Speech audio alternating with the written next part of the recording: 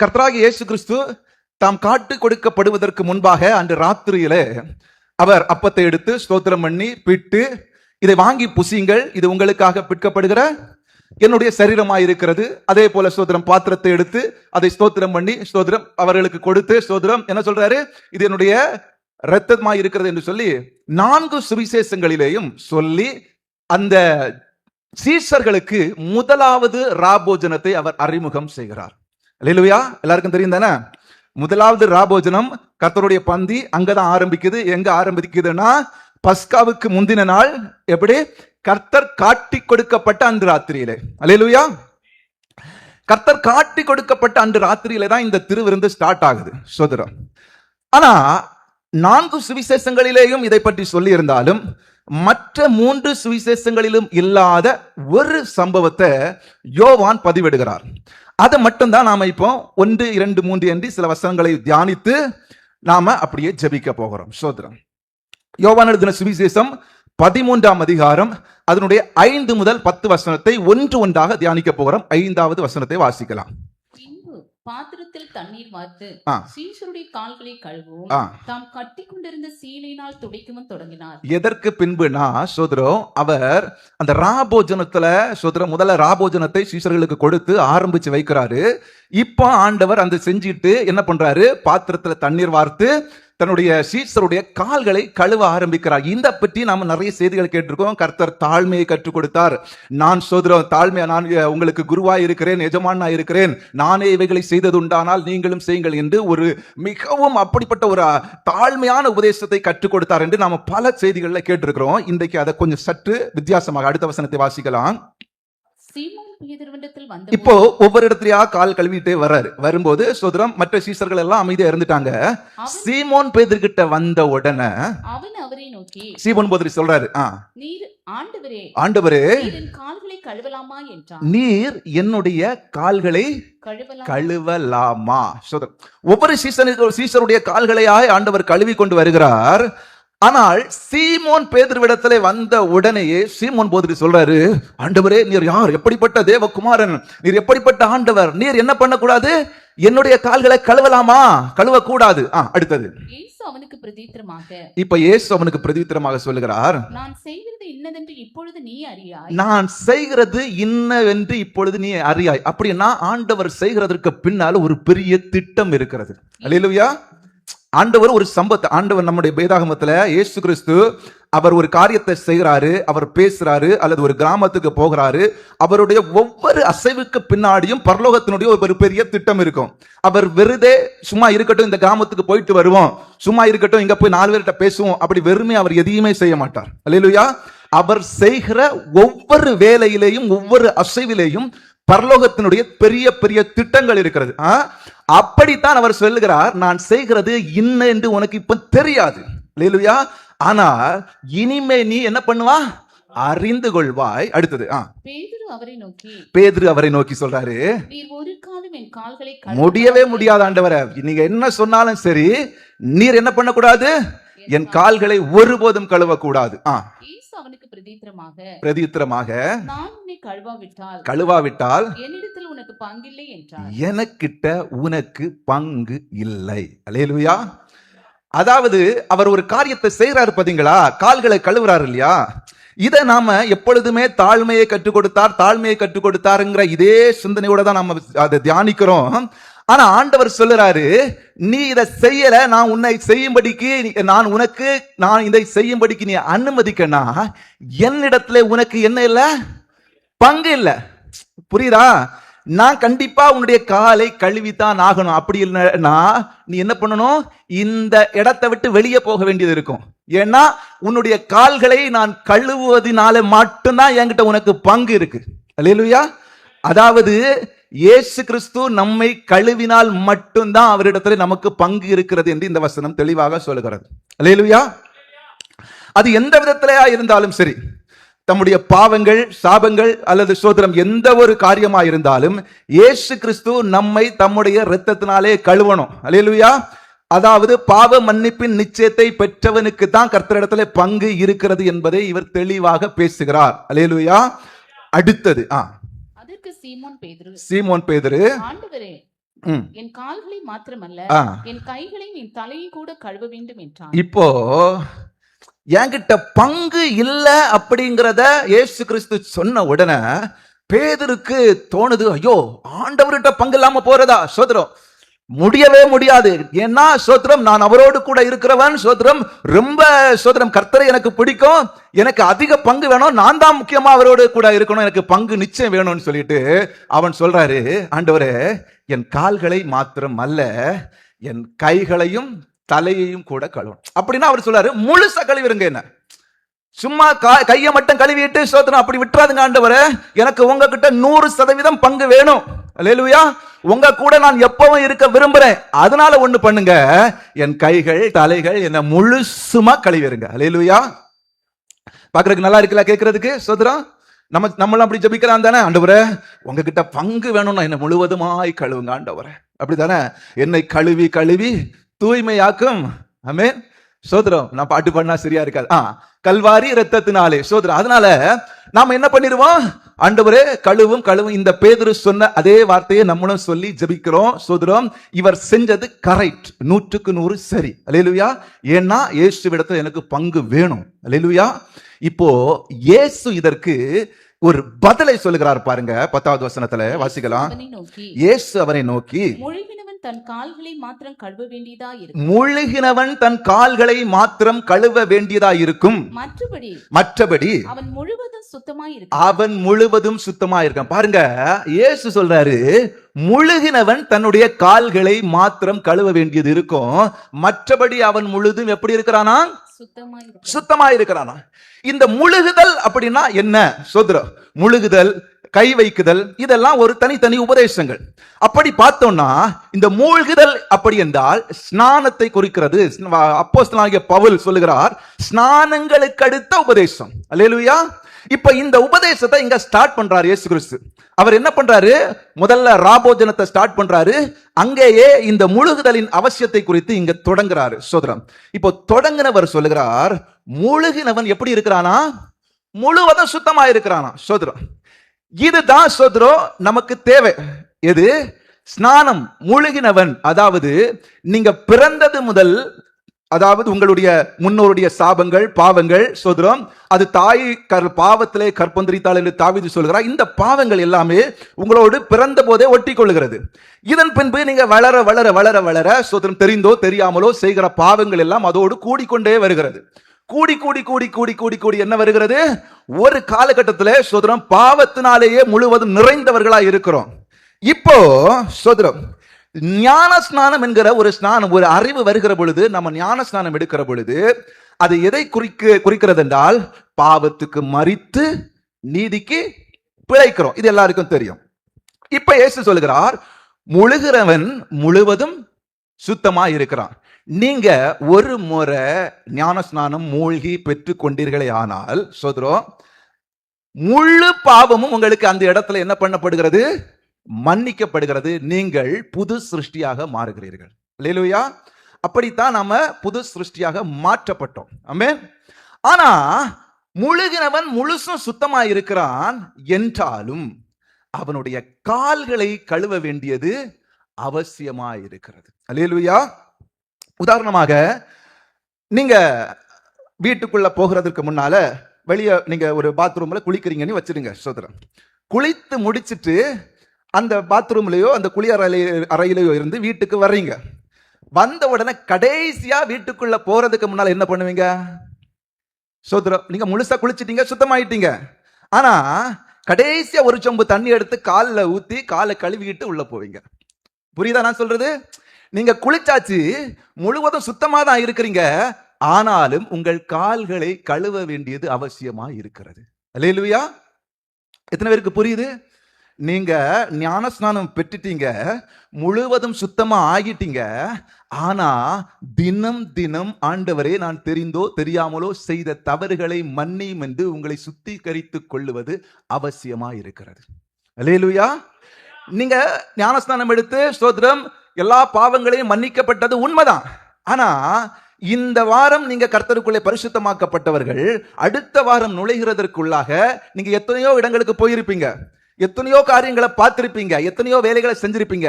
இதுல எத்தனை தவறுகள் நம்மை அறியாம நமக்குள்ள நுழைஞ்சதுன்னு நமக்கு தெரியாது. அல்லேலூயா. ஆனா நீங்க குளிச்சுட்டு வீட்டுக்குள்ள போகிறதுக்கு முன்னால காலை எப்படி கழுவுறோமோ அதே போல நீங்க முழுசு சுத்தமா தான் இருக்கிறீங்க. ஆனால் குறிப்பிட்ட இந்த ஆராதனைக்குள்ள போறதுக்கு முன்னால நீங்க காலை முழுவதும் சுத்தமாக தான் இருக்கிறீங்க. ராத்திரி தூங்குவதற்கு முன்பாக, ஆண்டவரே என்னிடத்தில் ஏதாவது தவறு இருந்தால் மன்னித்து விடும் என்று சொல்ல வேண்டியது அவசியமா இருக்கிறது என்று சொல்லி இங்கே ஆண்டவர் விளக்குகிறார். அல்லேலூயா.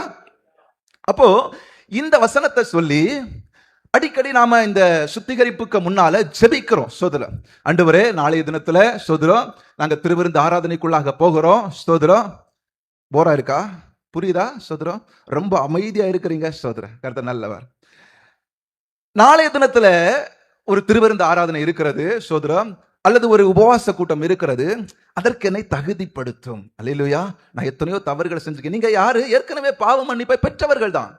ஆனாலும் ஸ்தோத்திரம் கடைசியா ஒரு திருவிருந்துக்கு உள்ள போறதுக்கு முன்னால தங்களை பரிசுத்தப்படுத்திக் கொள்ளுகிறது அவசியமா இருக்கிறது. அதை செய்கிறோம். அப்படிதானே? அதை செஞ்சுட்டு இப்ப என்ன பண்றோம்? கர்த்தருடைய பந்திக்குள்ள வந்தாச்சு. அல்லேலூயா. இப்ப கர்த்தருடைய பந்திக்குள்ள வந்து கர்த்தருடைய பந்தியெல்லாம் எடுத்துக்கிட்டு சோதரம், நான் எதுக்கு சொல்றேன்னா, நான் இதே மனநிலையில சோதரம் இருந்தேன்.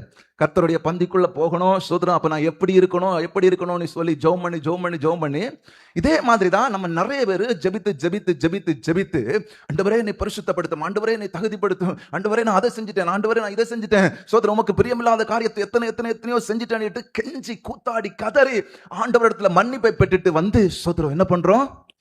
திருவிருந்து எடுத்துடுறோம். அல்லேலூயா. ஆனால் திருவிருந்து எடுத்து முடித்ததுக்கு பிறகு நீங்க அதே பரிசுத்தத்தோடு அதே எதிர்பார்ப்போடு இருக்கிறீங்களா? சோதரம். உதாரணமா நீங்க ஒரு காரியத்துக்காக ஜெபிக்கிறீங்க. நீங்க திருவிருந்தை விட்டுருவோம் சோதரம். ஒரு உபவாச ஜெபத்தை வச்சிடுங்க. இங்க வந்து ஏதோ ஒரு காரியத்துக்காக நீங்க ஜெபிக்கிறீங்க. ஆண்டவரே இது எனக்கு இதுக்கு நடக்கணும், இந்த காரியத்தை எனக்கு வாய்க்க பண்ணுங்க நீங்க ஜெபிக்கிறீங்க சோதரம். ஜெபித்து முடித்ததுக்கு பிறகு நீங்க வீட்டுல போனா அதை பெற்றுக்கொண்டோம் என்கிற திருப்தி அநேகருக்கு வருவது இல்லை. அநேகருக்கு ஸ்தோத்திரம், ஆமா கர்த்தர் ஸ்தோத்திரம் எனக்கு இதை தந்துட்டாரு அல்லது இதை நான் பெற்றுக்கொண்டேன் என்கிற ஒரு முழுமை வருவது இல்லை ஸ்தோத்திரம். ஏன் தெரியுமா ஸ்தோத்திரம்? அதே 13ஆம் அதிகாரத்துல ஸ்தோத்திரம் நாம இதுவரைக்கும் இதை பற்றி வாசித்தோம். ஆண்டவர் வந்து சீசருடைய கால்களை கழுவுகிறாரு சோதரம், அவர்களை சுத்திகரிக்கிறத பற்றி பேசுறோம். அப்படிதானே? ஆனா இந்த சுத்திகரிப்பை அவர் எப்ப செய்கிறார் சோதரம்? அதே அதிகாரம் 2ஆம் வசனம் வாசிங்க.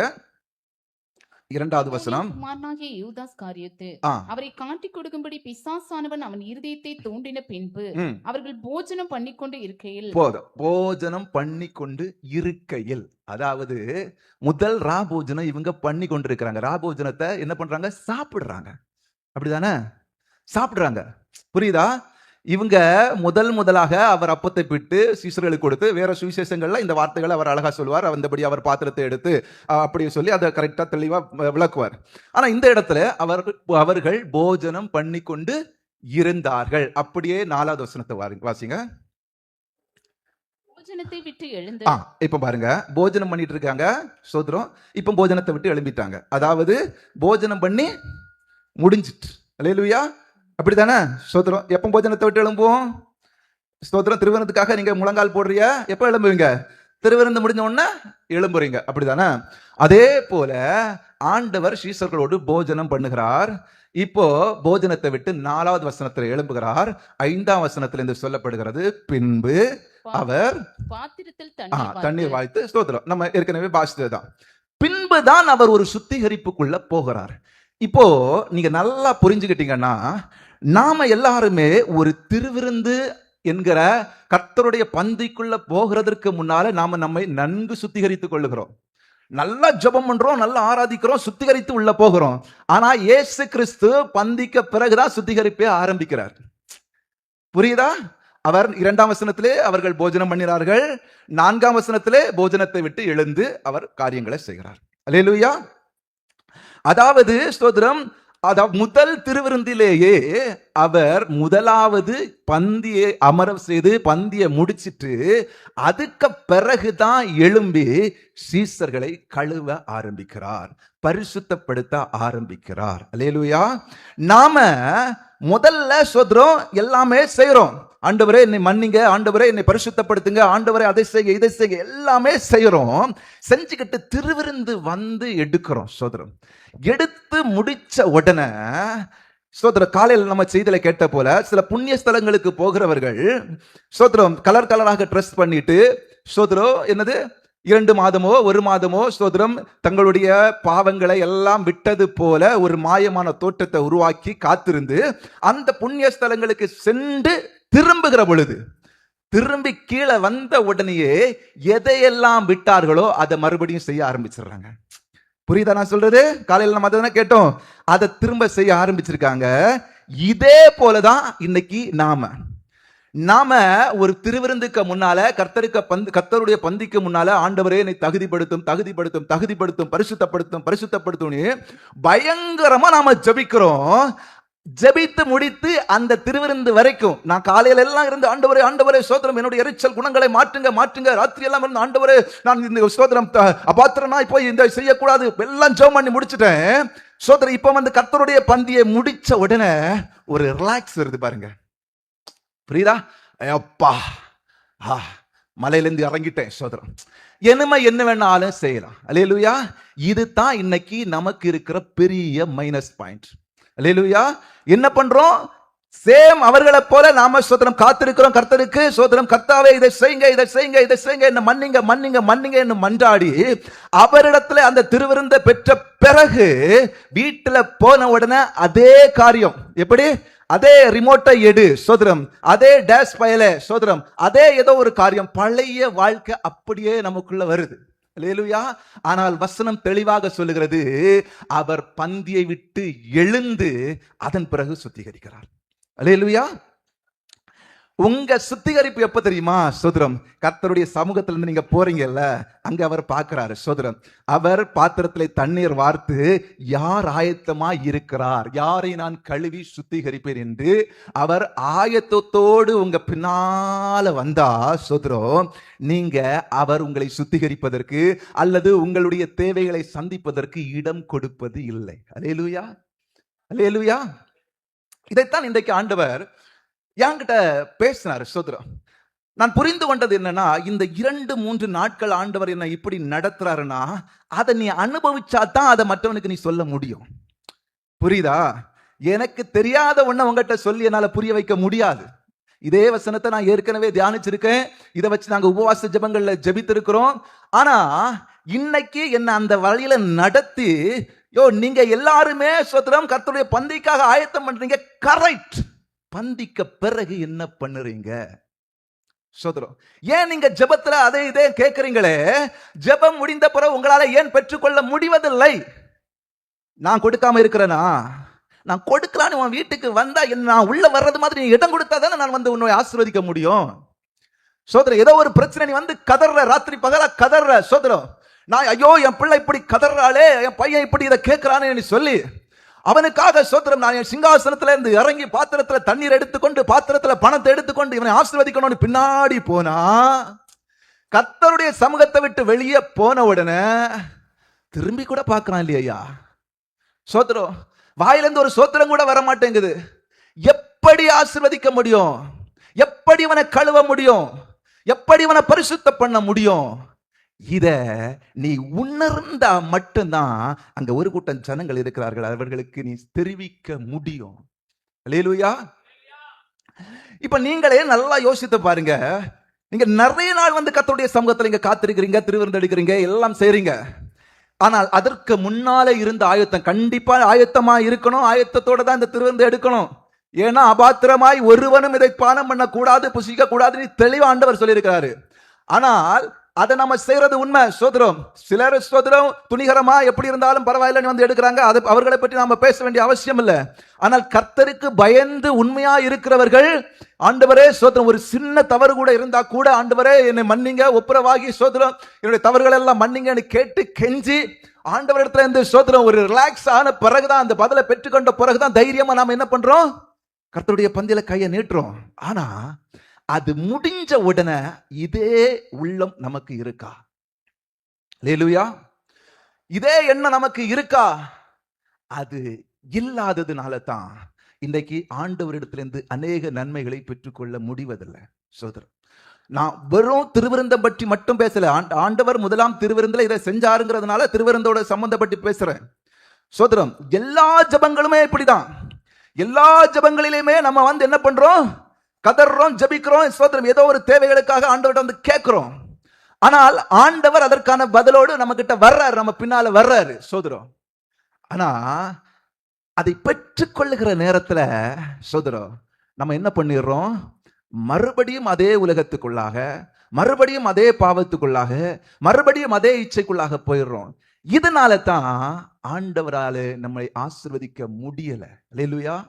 உங்களை ஆசீர்வதிக்க கூடாதபடிக்கு என் கை குறுகி போயிட்டோ என்று ஆண்டவர் கேட்கிறாரு. அல்லேலூயா. அவருடைய கை குறுகல. அவர் இப்பவும் நன்மை செய்கிறவராகத்தான் இருக்கிறாரு. அவர் சர்வ வல்லமையுள்ள தேவன் தான்.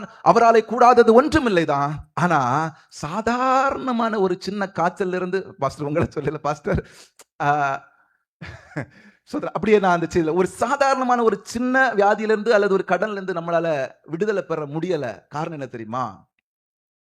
அவர் ஆசீர்வாதத்தின் பாத்திரத்தோடு நம் பின்னால வருகிற பொழுது நாம அதை பெற்றுக்கொள்ளுகிற இடத்துல நாம இல்லை. அல்லேலூயா. நாம என்ன நினைக்கிறோம், அந்த இடத்துல ஆசீர்வாதம் வரணும். எப்படி? நான் போய் 2 மணி நேரம் ஜெபம் பண்ணேன், ஆண்டவர் திரும்பியே பார்க்கல, சோத்திரம், என் ஜெபத்துக்கு பதிலே வரல, சோத்திரம். ஆனா வசனம் சொல்லுகிறது அதற்கு பின்பாக, சோத்திரம். உதாரணமா நம்ம சாலமோன், அவர் ராஜாவாகின பிறகு, சாலமோன் அவர் சோதரம் கர்த்தராலே நியமிக்கப்பட்ட ஒரு ராஜாவாயிட்டாரு. சோதரம் சிறு வயதுல ராஜாவாயிட்டாரு. அவருக்கு பொறுப்பு பெருசா இருக்கு. ஏன்னா தாவீது மட்டும்தான் சோதரம் யுத்தம் பண்ணி பெரிய அவருடைய எல்லையெல்லாம் பெருசாக்கிட்டே போயிட்டாரு. சோதரம் கர்த்தர் கானான் தேசத்துல எதை கொடுப்பேன்னு சொல்லி யாருக்கு, ஆபிரகாம், ஈசாக், யாக்கோபுக்கு வாக்கு பண்ணாரோ அதையெல்லாம் தாவீது மட்டும்தான் போர் செய்து பெற்றுக்கொண்டான். அவனுடைய ராஜ்யம் அவ்வளவு பெருசு. வேற எல்லா ராஜ்யங்களும் இழந்துட்ட, எல்லா ராஜாக்களும் தங்களுடைய ராஜ்யங்களை இழந்தார்களே தவிர ஒருவனும் ஒன்றே சேர்த்துக் கொள்ளல. ஆனா தாவீது மட்டும்தான் போர் செய்து, அவருடைய பேரே சோதரம் போர் வீரன், அதாவது கர்த்தருடைய யுத்தங்களை நடப்பிக்கிறவர். தாவீதுக்கு பேர், அவனுக்கு வேலையே கர்த்தர் இந்த ராஜாவா அபிஷேகம் பண்ணதை யுத்தங்கள் செய்யணும், அவ்வளவுதான். ஏன்? ஆபிரகாமுக்கு நான் வாக்கு கொடுத்திருக்கிறேன் இந்த தேசத்தை கொடுப்பேன்னுட்டு. இதுக்கு நடுவில் இருந்த இத்தனை பேரும் இந்த தேசங்களை அவர்கள் சுதந்திரித்துக் கொள்ளல. இப்போ யுத்தங்களை நடப்பிக்கிறதுக்கு ஒரு ராஜாவை உருவாக்கி அவரை கொண்டு பெரிய யுத்தங்களை நடத்தி எல்லையெல்லாம் பெருசாக்கி பெருசா கொடுத்துட்டாரு. ஆனா சாலமோன் யாரு? சின்ன பையன். அல்லேலூயா. இப்போ சாலமோன் ஆசரிப்பு கூடாரத்துல போய் பலிகளை செலுத்துகிறார். எல்லாருக்கும் தெரியும், ஆசரிப்பு கூடாரத்துல போய் சோதரம் ஆலயத்திலே அல்ல, முதலாவதாக ஆசரிப்பு கூட ஆலயம் கட்டுவதற்கு முன்பாக ஆசரிப்பு கூடாரத்துல போய் பலிகளை செலுத்துகிறார். 2 நாளாகமம் 1ஆம் அதிகாரம் அதனுடைய 6ஆம் அதிகாரம் 6ஆம் வசனம் 7ஆம் வசனத்தை வாசித்தால் தெரியும். 6வது வசனத்தை வாசிக்கலாம். சாலமோன் ஆசரிப்பு கூடாரத்துக்கு முன்பாக கர்த்தரின் சந்நிதியில் இருக்கிற வெண்கல பலிபீடத்தின் மேல் 1000 சர்வாங்க தகன பலிகளை செலுத்தி பலியிட்டார். 1000 சர்வாங்க தகன பலிகளை செலுத்தி பலியிட்டாரு அன்று ராத்திரியிலே. இது என்ன, அடுத்த வசனம் தானே. இப்போ 1000 சர்வாங்க தகன பலிகளை செலுத்தி பலியிட்டாரு. பலியிட்ட உடனே இவருக்கு எந்த உத்தரவும் வரல. ஸ்தோத்திரம். பலியிட்டு இவர் என்ன பண்ணிட்டாரு, வீட்டுக்கு போயிட்டாரு. அல்லேலூயா. அன்று ராத்திரி, அடுத்த வசனம் ஸ்டார்ட் ஆகுது, சொல்லுங்க. அன்று ராத்திரியிலே தேவன் சாலமோனுக்கு தரிசனமாகி, கீழே இருக்கிறதெல்லாம் தெரியும், அவருக்கு என்ன வேணும்னு கேட்டாரு, சோதரம் இதெல்லாம் கொடுத்தாரு, எல்லாருக்கும் தெரியும். இப்ப நேரம் இல்ல, அதை பற்றி நம்ம தியானிக்க போறது இல்ல. அதாவது சாலமோன் வந்து கர்த்தருக்கு ஆசரிப்பு கூடாரத்துல பலி செலுத்திட்டாரு. பலி செலுத்திட்டு எங்க போயிட்டாரு, வீட்டுக்கு போயிட்டாரு. அன்னைக்கு ராத்திரி தான் அவருக்கு பதிலே வருது. அல்லேலூயா. இப்போ சோத்திரம் நம்ம இங்க வந்து ஜபிக்கிறோம், ஆராதிச்ச உடனே சோத்திரம் பதில் வருவதில்லை. நாம என்ன நினைக்கிறோம், சோத்திரம் நான் இவ்வளவு நேரம் ஜபிச்சுட்டேன், நான் ஆண்டவர்கிட்ட கேட்டிருக்கேன், ஆனால் ஆண்டவர் ஒன்னும் செய்யல, எனக்கு இந்த பதிலும் தரையிலன்னு சொல்லி வீட்டுல போறோம். வீட்டுல போறது இல்லாம அன்று ராத்திரி கர்த்தர் நம்மோடு இடைபடுவதற்கு இடம் கொடுப்பதில்லை. புரியுதா? கர்த்தர் நம்ம கிட்ட பேசணும்னு விரும்புறாரு. கர்த்தர் அன்று ராத்திரி உங்களை ஆசீர்வதிக்கணும்னு ஆசீர்வாதத்தின் பாத்திரத்தோட வர்றாரு. அன்று ராத்திரினா நான் கரெக்டா அன்னைக்கு ராத்திரி மட்டும் சொல்ல, இன்னைக்கு முடிஞ்சோன்னா இன்னும் ராத்திரி மட்டும் சொல்லல. நீங்க ஒரு ஜெபத்தை முடிக்கிறீங்க, அடுத்த வீட்டுல போறீங்க, அந்த வாரம் ஃபுல்லும் ஆண்டவர் உங்களோட பேசணும்னு நினைப்பாரு. அந்த வாரம் ஃபுல்லும் நீங்க திரும்ப ஆண்டவருக்கு இடம் கொடுப்பதே இல்லை. அந்த வாரம் ஃபுல்லா, அந்த மாசம் ஃபுல்லா ஆண்டவர் உங்களை ஆசீர்வதிக்கணும் உங்க பின்னாடி சுத்திட்டே இருப்பாரு. அந்த மாசம் ஃபுல்லா ஆண்டவருக்கு இடம் கொடுப்பதே இல்லை. ஆனால் வசனம் சொல்லுகிறது அன்று ராத்திரியிலே நீங்க இங்க சோதனம் கர்த்தரிடத்துல பரிசுத்தம் பண்ணி திருவிருந்தெல்லாம் எடுத்துட்டு சோதனம் ஜெபம் எல்லாம் முடிக்கிறீங்கல்ல, முடிச்சிட்டு வீட்டுல போய் ஆண்டவருக்கு இடம் கொடுத்து பாருங்க. ஆண்டவரே என்னை ஆசீர்வதிங்க, ஆண்டவரே மறுபடியும் நான் இந்த பாவ சேற்றில் உளராதபடிக்கு என்னை காத்துக்கொள்ளணும் இடம் கொடுத்து பாருங்க. அவர் ஆசீர்வாதத்தின் பாத்திரத்தை உங்க மேல அளவில்லாமல் ஊற்றுவார். அல்லேலூயா. நீங்க கேட்டதை அவர் கொடுப்பார். அதுதான் கர்த்தருடைய வேலை. அவர் அதைத்தான் சோதரம் இஸ்ரவேலை ஆசீர்வதிப்பது அவருக்கு பிரியம். உங்களை ஆசீர்வதிப்பதே அவர் பிரியம். சோதரம் இன்னும் ஒரு வசனத்தை மட்டும் தியானித்து நம்ம ஜெபிச்சிருவோம். சோதரம் ஆசரிப்பு கூடாரத்துல போய் சோதரம் சாலமோன் சோதரம் தகன பலிகளை செலுத்தின உடனே அன்று ராத்திரியில கர்த்தர் என்ன பண்ணாரு? சோதரம் சாலமோனுக்கு தரிசனம் ஆயிட்டாரு. இப்ப பாருங்க, ஆலயத்தெல்லாம் கட்டிட்டாரு. சோதரம் அப்படி ராஜ்யபாரம் ஸ்திரப்பட்டுட்டு ஆலயம் எல்லாம் கட்டி ஆலயத்துல எல்லாம் சோதரம் எல்லா காரியங்களையும் ஒழுங்குபடுத்திட்டு இப்ப ஆலயத்துல பலியிடுறாரு. சோதரம் அதே 2 நாளாகமத்தின் புஸ்தகம் 7ஆம் அதிகாரம் அதனுடைய 7ஆம் வசனத்தை வாசிக்கலாம். சாலமோன் உண்டாக்கின வெண்கல பலிபீடம் சர்வாங்க தகன பலிகளையும் போஜன பலிகளையும் நினைத்தே கொள்ள மாட்டாதிருந்தபடியினால் கர்த்தருடைய ஆலயத்துக்கு முன் இருக்கிற பிரகாரத்தின் நடுமையத்தை சாலமோன் பரிசுத்தப்படுத்தி அங்கே சர்வாங்க தகன பலிகளையும் சமாதான பலிகளின் நினைத்தே செலுத்தினான். இப்போ ஆலயத்தை கட்டி முதல்ல ஆசரிப்பு கூடாரத்துல பலி செலுத்தினான். இப்ப ஆலயத்தை கட்டி பலி செலுத்துறான். இப்பவும் என்னதான் சோதனை நடக்குது பாருங்க. 12ஆம் வசனத்தை வாசிக்கலாம். கர்த்தர் இரவிலே சாலமோன் பாருங்க, இவர் என்ன பண்றாரு? ஆலயத்துல வந்து பலிகளை செலுத்திட்டு பின்ன வீட்டுக்கு போயிட்டாரு. வீட்டுல போய் தூங்குறாரு. இப்ப அங்க என்ன நடக்கு? ராத்திரி மறுபடியும் ஆண்டவர் தரிசனம் ஆகிறார். அல்லேலூயா. ஆக மொத்தம் சோதரம் உங்களை ஆசீர்வதிக்கணும்னு அவர் நினைக்கிறாரு, உங்க பின்னால வர்றாரு. ஆனா சோதரம் நீங்க என்ன பண்றீங்க? அதுக்கு இடம் கொடுக்கறது இல்ல. சோதரம் முதலாவது சோதரம் சாலமோன் பகல்ல பலியை செலுத்தினாரு, அன்று ராத்திரியில் ஆண்டவர் அவருக்கு ஆசீர்வாதத்தோடு போனாரு. சோதரம் இரண்டாவது ஆலயத்தை அதே போல சாலமோன் பலியை செலுத்துறாரு. அப்பவே அவனுக்கு ஆசீர்வாதத்தை கொடுக்கல. ஏன் கொடுக்க முடியாம இல்ல? ஆண்டவர் சில காரியங்களுக்கு சில ஒழுங்குகளை வச்சிருக்கிறாரு. சோதரம் ஆமென். எல்லாருக்கும் முன்னே வச்சு சோதரம் நீங்க ஒரு ஏதாவது ஒரு முக்கியமான ரகசியமான ஒரு பொருளை உங்க பிள்ளைகளுக்கு கொடுக்கணும்னா வீட்டுக்குள்ள அழைச்சி உள்ள கொண்டு போய் தனியா கொடுப்பீங்க. எல்லாருக்கும் முன்ன வச்சு கொடுப்பீங்களா? நான் கொடுக்க மாட்டேன். சோதரம் தனியா தான் கொண்டு போய் கொடுப்பேன். இதே மாதிரிதான் சில ஆசீர்வாதங்களை சோதரம் திருச்சபையில வச்சு நான் எடுத்துக்கொண்டு அள்ளி போட மாட்டாரு. அப்படி போடுகிற ஆசீர்வாதமும் உண்டு. ஆனால் பல ஆசீர்வாதங்களை நன்மைகளை அவர் ரகசியமாய் தன் பிள்ளைகளுக்கு கொடுக்க விரும்புகிறார். அல்லேலூயா. அவர் தனியா வீட்டுல போய் கொடுக்கணும்னு விரும்புறாரு. சோதரம் ஆனா சோதரம் நாம தான் அதற்கு அபாத்திரர்களாக இருக்கிறோம். நல்லா ஸ்தோத்திரம் நாம புரிந்து கொள்ள வேண்டியது, அவர் போஜனத்தை விட்டு எழுந்து ஆலயத்திலிருந்து உங்கள் ஆராதனைகளை பலிகளை ஸ்தோத்திர பலிகளை ஸ்தோத்திரம் எல்லாவற்றையும் சமாதான பலிகளை எல்லாம் அவர் பெற்றுட்டு அதுக்கு பிறகு எழும்பி ஸ்தோத்திரம் அவர் பாத்திரத்தை எடுத்துக்கொண்டு ஆசீர்வாதத்தின் பாத்திரத்தை எடுத்துக்கொண்டு நான் இவனை ஆசீர்வதிப்பேன் என்று பின்னாக வருகிறார். ஆனால் பேதுரு ஸ்தோத்திரம் மறுதலித்தது போல ஆண்டவரே நீர் ஒரு காலம் என்னை கழுவப்படாது, ஆண்டவரே இது முடியவே முடியாதுன்னு சொல்லி பேதுரு எப்படி சொன்னானோ அதே மாதிரி நாம வாயை திறக்காமலே சொல்லிடுறோம். சோத்திரம் பேதுரு வாய் திறந்து சொன்னாரு, சோத்திரம் ஆண்டவரே இது நீர் ஒரு காலம் செய்யப்படாது, இது நடக்காது அப்படின்னு சொன்னாரு. நாம வாயை திறக்காமலே சோத்திரம் நீர் வராது, என் பின்னே வர வேண்டாம், இந்த பாத்திரம் எனக்கு பின்னாடி வர வேண்டாம், இந்த பாத்திரத்திற்கு நான் பங்காளி அல்ல. அல்லேலூயா, அல்லேலூயா. இன்றைக்கு அநேகருடைய ஆசீர்வாதங்கள் தடைபெறுகிறதற்கு காரணம் என்ன தெரியுமா? நம்ம ஜெபங்கள் எல்லாம் கரெக்டா இருக்கு, நம்முடைய சோத்திரம் சுத்திகரிப்பு விண்ணப்பங்கள் பலிகள் எல்லாம் கரெக்டா இருக்கு. ஆனா அதை முடிஞ்ச உடனே சோத்திரம் நம்முடைய வாயிலிருந்து மீண்டும் சாதாரணமான வார்த்தைகள், நம்முடைய செய்கைகள் மீண்டும் சாதாரணமான அதே காரியங்கள். சோத்திரம் எதை விட்டுட்டு சோத்திரம் ஜபத்துல வந்து அமர்ந்தோமோ ஜபத்தை முடிஞ்ச உடனே மறுபடியும் அதையே செய்கிறோம். எதை விட்டுட்டு உபவாசத்துல அமர்ந்தோமோ உபவாசம் முடிஞ்ச உடனே மறுபடியும் அதையே செய்கிறோம். ஆனால் ஆண்டவர் இந்த உபவாசம் முடிஞ்ச உடனே உங்களை ஆசீர்வதிக்கணும்னு விரும்புறாரு. அல்லேலூயா. இந்த ஜெபம் முடிஞ்ச உடனே உங்களை உயர்த்தணும்னு விரும்புறாரு. அல்லேலூயா. அவர் தன்னுடைய சிங்காசனத்தை விட்டு இறங்கி சோதரம் தன் வஸ்திரங்களை கலத்தி வச்சுட்டு தன் பாத்திரத்தை எடுத்து சோதரம் அடிமையை போல சோதரம் யாருடைய கால்களை கழுவலாம், யார் பாத்திரராய் இருக்கிறார்? யாரை நான் ஆசீர்வதிக்கலாம்? யாரை உயர்த்தலாம்? யாருக்கு வீட்டுல நான் போய் தங்கலாம்? எவ்வளவு ஆசையா வராரு பாருங்க, எவ்வளவு ஆசையா வராரு. அதற்கு நாம பாத்திரராய் இருக்கிறோமா? நேரமாயிட்டு ஜபிக்கலாம். சோதரம், இன்னைக்கு சோதரம், நீங்க யோசித்து பாருங்க, உங்களை நிதானித்து அறியுங்க. ஆண்டவரே, உண்மையாகவே நான் ஜபங்களுக்கும் என்னுடைய தேவைகளுக்கும் நான் சோதரம் சுத்திகரிப்பு எல்லாம் பெற்று நான் இதை செய்யறேன். அதை முடிந்ததுக்கு பிறகு ஆண்டவரே, நான் சில நேரம் அல்ல பல நேரம் மறுபடியும் அதே காரியத்தை செஞ்சதுனால என்னுடைய வாழ்க்கையில ஆசீர்வாதத்தை பெற்றுக்கொள்ள முடியலப்பா. இன்றைக்கு கிருபை ஆயிருங்க. அப்படியே கண்களை மூடி ஜெபிக்க பார்க்கலாம். ஒருவேளை இந்த வார்த்தை உங்களோடு ஸ்தோத்திரம் கனெக்ட் ஆகியிருந்தா, இது நிச்சயமாகவே ஸ்தோத்திரம், இது பெரிய ஒரு செய்தி அல்லதான். ஆனால் நான் நம்புகிறேன், இது கர்த்தர் கண்டிப்பா இங்க இருக்கிற யாருக்கிட்டையோ பேசணும்னு சொல்லி எனக்கு இதை அனுமதிச்சு இன்னைக்கு அனுப்பியிருக்கிறார். அதை நான் விசுவாசிக்கிறேன்.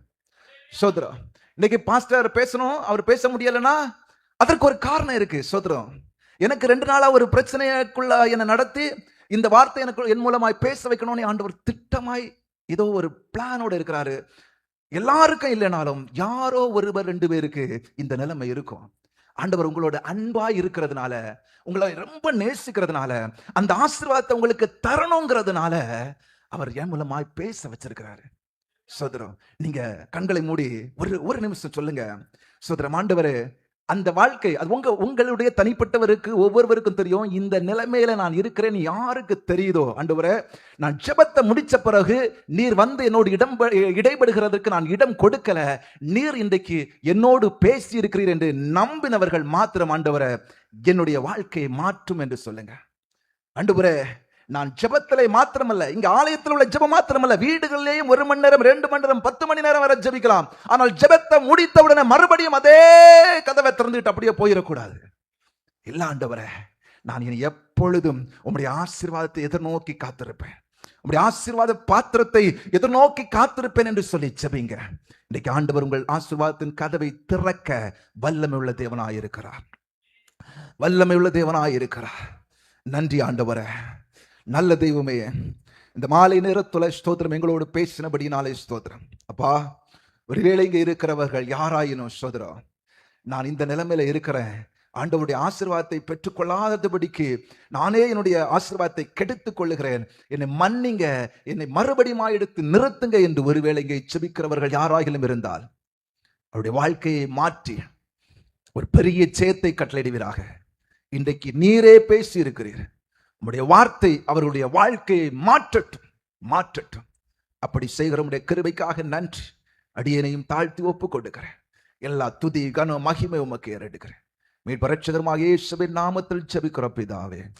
ஆமென், ஆமென்.